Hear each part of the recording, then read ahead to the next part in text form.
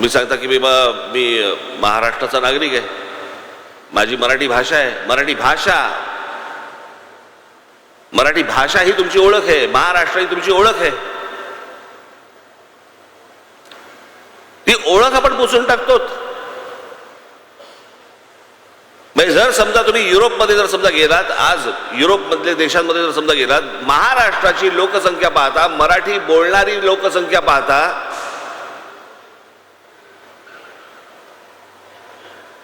महाराष्ट्राचा क्रमांक काढून बघा तुम्ही. युरोपमधल्या कोणत्याही देशापेक्षा जास्ती होतो आपण. प्रत्येक राज्य, प्रत्येक देश ही आपली भाषा जपत असतो, आपली माणसं जपत असतो. आज देशामधल्या, भारताच्या देशामध्ये प्रत्येक राज्य आपापली माणसं जपतात, आपली लोक जपतात, आपली भाषा जपतात. जा बंगालमध्ये बघा हिंदी बोलतात का, जा तामिळनाडूमध्ये बघा तुमच्याशी हिंदी बोलतात का, जा आंध्र प्रदेशमध्ये बघा तुमच्याशी दुसऱ्या भाषेत बोलतात का. आम्ही काय गोटे आहोत का घरंगळत जायला सारखे?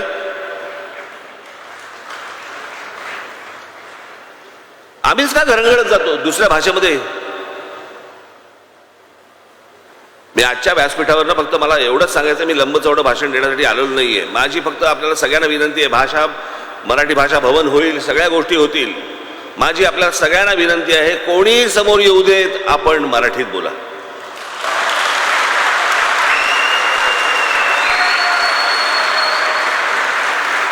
आपण समोरच्याला सवय लावा, तो स्वतःहून मराठीत बोलेल. ज्या वेळेला मी आंदोलन जेव्हा सुरू झालं, त्याच्यानंतर ह्या हिंदी चित्रपट सृष्टीमधल्या अनेक लोकांना कंठ फुटले मराठीचे आणि मराठी बोलायला लागले. म्हणजे मराठी येत होतं पण बोलत नव्हतात. माझं असं म्हणणं आहे की बरं, समोरचा मराठी बोलताना चुकला, हसू नका.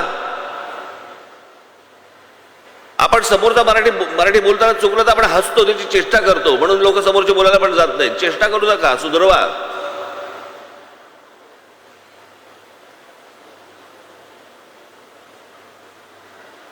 आज दीपकजींना माझी विनंती आहे की काय आज माईक समोर आल्यानंतर थोडंसं मला राजकारण बाजूला ठेवायला लागतात, काही गोष्टी बाजूला ठेवून बोलावं लागतं. त्यात सरकारचा कार्यक्रम आहे म्हटल्यानंतर अजून काही गोष्टी बाजूला ठेवायला लागतात. आपण एखाद्या पाहुण्याच्या घरी जावं आणि त्याचा उद्धार करावा, कशासाठी करायचं?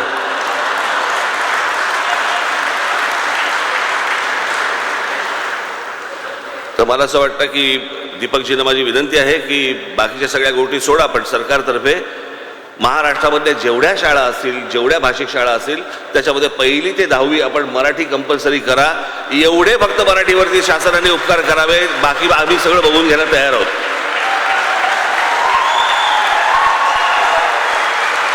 आज अनेक जण इथे परदेशामधून आलेले आहेत. आज दीपकजी केसरकर यांचे मी मनापासून आभार मानतो. त्यांनी गेल्या वर्षी देखील मला बोलवलं होतं, परंतु मला वेळेअभावी येत नव्हतं. परंतु यावेळेला त्यांनी ॲडव्हान्स बुकिंग केल्यामुळे मला ना बोलता येईना. पण मी त्यांचे आभार मानतो. म्हैसकर मॅडम, आपले देखील आभार.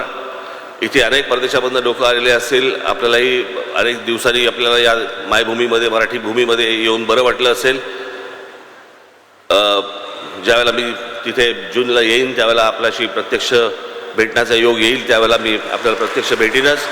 आणि आलेल्या सर्व माझ्या बांधवांना, बहिणींना आणि ह्या टेलिव्हिजन चॅनलच्या माध्यमातून माझं बोलणं ऐकत असलेल्या लोकांना फक्त मी परत जाता आता एकच सांगेन, बाकी कशाची गरज नाही आहे. फक्त जो समोर येईल त्याच्याशी फक्त मराठीत बोला, एवढीच फक्त विनंती करतो आणि आपण सर्वांची मी रजा घेतो. धन्यवाद. जय हिंद, जय महाराष्ट्र. तर आपण पाहिलं, विश्व मराठी संमेलनात मनसे अध्यक्ष राज ठाकरे हे बोलत होते.